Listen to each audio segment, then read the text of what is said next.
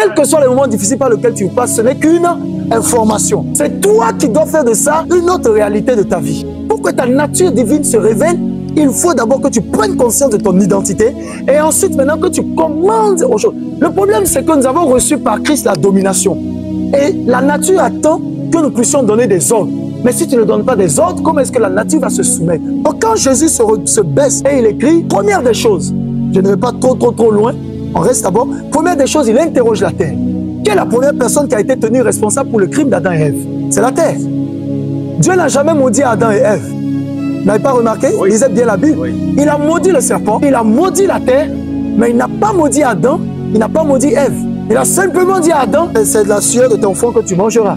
À Ève, il dit, je rendrai, n'est-ce pas, ton accouchement dur.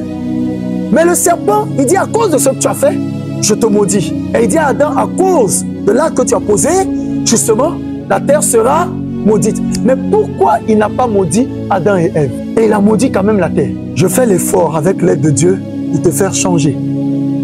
Parce que, écoute-moi bien, la bénédiction qui est destinée à ta vie n'est pas fonction du nombre de jours que tu viens à l'église dans une année. Parce que tu peux être à tous les programmes jusqu'en fin d'année et rater toutes les bénédictions. Ta bénédiction est fonction de la compréhension de la parole de Dieu que tu as de toi-même. Parce qu'un seul culte, par une seule révélation, ça peut faire toute ton année. Parce que la religion, j'insiste, c'est bien qu'on se rassemble.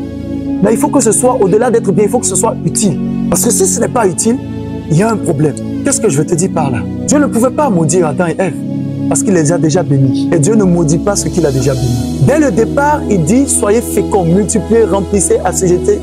Il les a bénis, c'est fini. Il ne se répand pas. Donc, dès l'instant qu'il a béni, c'est fini. C'est pourquoi tu vas voir. Regarde bien Ismaël. Ismaël est béni. Mais bien la Bible, Ismaël n'est pas pauvre. Hein? Ismaël est béni. Il est très épanoui dans tout ce qu'il fait. Donc, une fois que Dieu libère la bénédiction sur toi, il n'a plus la capacité de te maudire. Donc, c'est la raison pour laquelle tu dois comprendre qu'en Jésus-Christ, là, tu es béni. Personne ne peut te maudire. Quand je dis qu'on ne peut pas te maudire, ce n'est pas un slogan, ce n'est pas pour te... C'est une vérité. Donc, aucune information venant d'un occultiste ne doit te déstabiliser. Ce n'est pas possible. Il va te déstabiliser s'il se rend compte que toi-même, là, tu ne sais pas exactement de quoi il s'agit. Un de mes fils m'a appelé, il m'a dit qu'il doit prendre l'avion pour faire un voyage. Quand il est arrivé à l'aéroport, il a voulu annuler son voyage. J'ai dit pourquoi? Parce qu'il dit au moment de rentrer, suivez-moi bien, au moment de rentrer dans le hall, quelque chose lui a dit, regarde vers le ciel. Et quand il a regardé au ciel, il a vu deux oiseaux qui se sont percutés en plein vol, un est tombé et un est mort sur le coup. Et le diable a dit, ton avion va cracher. Toi, tu as vu ça facilement. Et pour quelqu'un qui voyage, c'est un signe.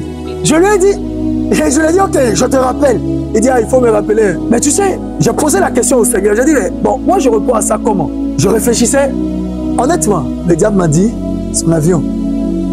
J'ai dit, Percy, il y a quelque chose, il faut venir. Parce que quand on décolle là, c'est fini, on ne sort plus. J'ai demandé au Seigneur, le Seigneur m'a dit, mais toi-même là, et puis lui, vous deux, vous avez un problème. Il dit, pourquoi vous regardez à l'oiseau qui est à terre, pas celui qui s'est envolé? Hey, le problème, tu as vu maintenant, tout le monde s'est concentré sur... Mais il y a un qui s'est envolé. J'ai pris le téléphone, j'ai dit, Joe, rentre dans ton avion, et puis c'est fini. Il m'a appelé pour me dire, je suis bien arrivé. Tu vois que, en fait, c'est la manière dont nous regardons qui produit le résultat. Même le simple fait de te donner le témoignage, nous sommes tous concentrés sur l'oiseau qui était à terre. Mais il y a un qui était en l'air, non? Il s'est envolé. Tourne ton regard, tourne, change. Ça va un peu? Change de direction. Parce que c'est dans ce sens et dans cette direction que se trouve la visitation divine. Vous savez cette histoire de non, mon frère, avant toi j'ai commencé ce business, ça n'a pas marché. Ça c'est toi. Toi tu n'avais pas une bénédiction. Moi je suis béni. Je peux rentrer dans le même domaine et avoir du succès. Tout dépend de qui nous a envoyé, qui nous a donné cette crédibilité. Donc Adam ne pouvait pas être maudit parce que Dieu l'avait déjà béni. Et ensuite, il est à l'image de Dieu selon sa ressemblance. C'est comme si Dieu se maudissait lui-même. Donc, que quelqu'un arrête de dire que Dieu l'a maudit, Dieu ne l'aime pas. Non, c'est un mensonge.